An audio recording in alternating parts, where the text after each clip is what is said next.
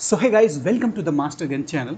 दोस्तों, एक नया वीडियो और नया अपडेट लेकर आया हूं आप सभी के समक्ष इस दूरभाषी यंत्र के माध्यम से दृष्टिपटल पर आप सभी के लिए पेश खिदमत में।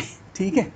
हाँ, देखिए 19 तारीख को लास्ट डेट था। ये हम किसकी बात कर रहे हैं? उत्तर प्रदेश लोक सेवा आयोग अपन निजी सचिव परीक्षा 2023 की बात कर रहे हैं। जो इसकी जो आवेदन ऑनलाइन आवेदन प्रारंभ होने की तिथि थी 19 सितंबर 2026 था। अब इसको बढ़ाया 26 किया। ठीक है, नहीं 26 कैसे कर दिया? हाँ, ये था 19 था। कुछ भी हाँ, ये था 19/10/2023 था। फिर इसको बढ़ा करके 26 कर दिया गया था 10 का। फिर उसके बाद 2 कर दिया गया था, 2 नवंबर किया था। अभी हो गया है क्या? 16 नवंबर तक कर दिया गया है डेट। इसका पुख्ता पुख्ता सबूत है मेरे पास। पुख्ता, जी हाँ, इसका पुख्ता सभी सबूत है, पुख्ता। इसके साथ एक और है। जैसे अपन निजी सचिव 2013 की परीक्षा थी। अब देखिए यहाँ पे एक बढ़ाया, ये बढ़ाया, ये बढ़ाया, ये अब 16 नवंबर को कर दिया गया है। इसमें सब कुछ आप समझदार हैं, जो पढ़ते होंगे, जो नहीं भी पढ़ते, हाँ जो पढ़ते होंगे वही जानेंगे, बाकी सब जो नहीं पढ़ते उनके बारे में क्या बताएं। ठीक है, एक साथ और उसके साथ एक भर्ती ये है। इसका जो विज्ञापन संख्या ये है, जो जो भरते हैं, ये टेक्निकल भर्ती है, जो डायरेक्ट भर्ती सीधी भर्ती है। जिसके पास स्पेशल क्वालिफिकेशन होता है उसके लिए ये भर्ती थी। तो उसका भी साथ साथ विज्ञापन की तिथि को आगे बढ़ाया गया है ऑनलाइन आवेदन करने के लिए। ठीक है, तो ये था महत्वपूर्ण बात। इसके पीछे रीजन क्यों है, क्या है, क्या है, इसके बारे में देख लेते हैं। उसके पीछे रीजन ये है कि जो एक साथ तो 5 भर्तियों का विज्ञापन लिया जा रहा था। यूपी पीएससी की जो वेबसाइट थी, वेबसाइट थी .gov.in करके, उस पर जाएंगे, अभी दिखा देंगे आपको। वो डेड है। क्या है? डेड है भैया। डेड मतलब क्या है? डाउन चल रही है, सर्वर डाउन चल रहा है, पता नहीं क्या क्या बोलता है, इतना टेक्निकल वर्ड मैं आपको बता दूंगा अभी। तो चलते हैं, एक बार दिखा देते हैं, उसके बाद आप लोग खुद ही समझ जाइएगा। तो देखिए दोस्तों और भाइयों, उनके बहनों, UPPSC.UP.NIC.in इन एक जो वेबसाइट है यूपी की, उसकी हालत क्या है? अब एक बार देख लेते हैं हाईलाइट करके इसको। जी देखिए, क्या है? HTTP एरर फलाना दिखा ना, आप जो भी है समझ जाइएगा। ठीक है, कहने का मतलब ये है, मजाक बहुत हुआ।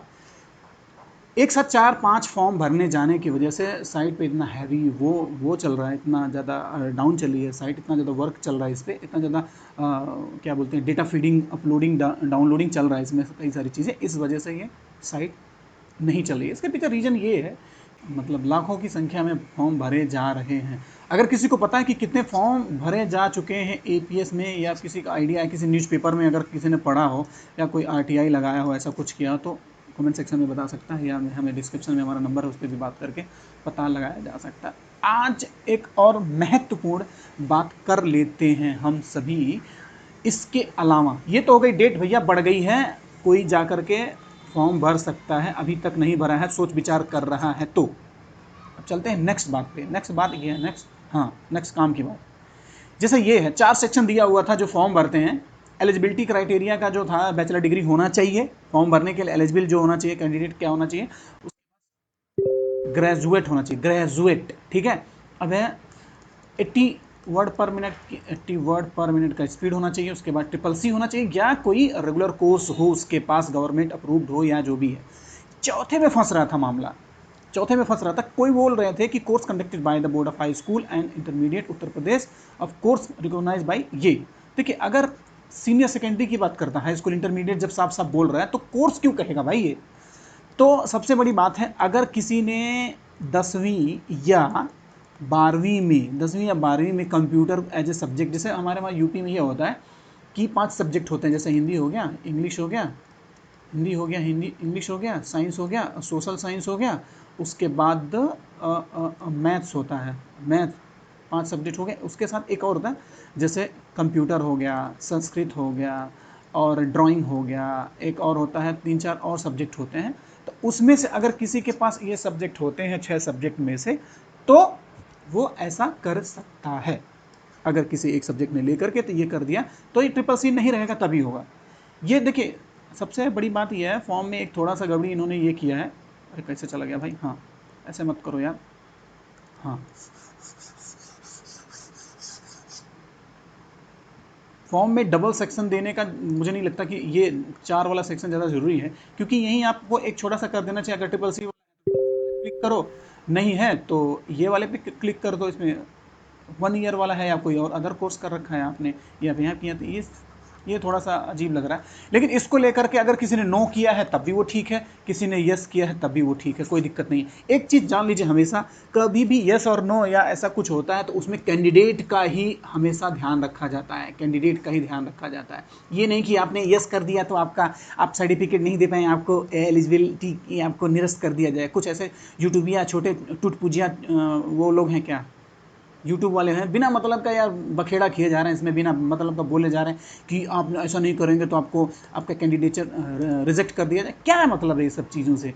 3 आपका सेक्शन नहीं दे पा रहे हैं तो नहीं दे पा रहे हैं, बात ही खत्म भाई, सीधी सीधी बात है। ये नहीं दे पा रहे तो नहीं दे पा रहे, भर दिया, यस हो दिया। आपको बनाना नहीं चाहिए था ऐसा फॉर्म। अगर मान लीजिए कोई कोर्ट में पहुंचता है ऐसा चीज़ लेकर के तो फंस जाएगा आयोग। जब आपका यहीं से पूरा हो जा रहा है, तीनों यहीं से पूरा हो जा रहा है, आपका यही तीनों पूरा हो जा रहा है, तो ये डालने की कोई ज़रूरत ही नहीं। यहीं आप सब सेक्शन कर देना चाहिए था। मेन सेक्शन नहीं है, सब सेक्शन इसी में डाल दिए होते एक छोटा सा करके कि हाँ ये होना चाहिए। ट्रिपल सी है तो ये पे करो, नहीं है तो ये पे करो, इसको अपने आप ऑटोमेटिक हो जाना चाहिए था। ऐसा किया है, ठीक है। और बाकी सारा फॉर्म में सब सही है। किसी ने अगर नो भी कर दिया है तो नो रहने दो, किसी ने एस कर दिया है तो यस भी रहने दो, कोई दिक्कत की बात नहीं है, दोनों सही है।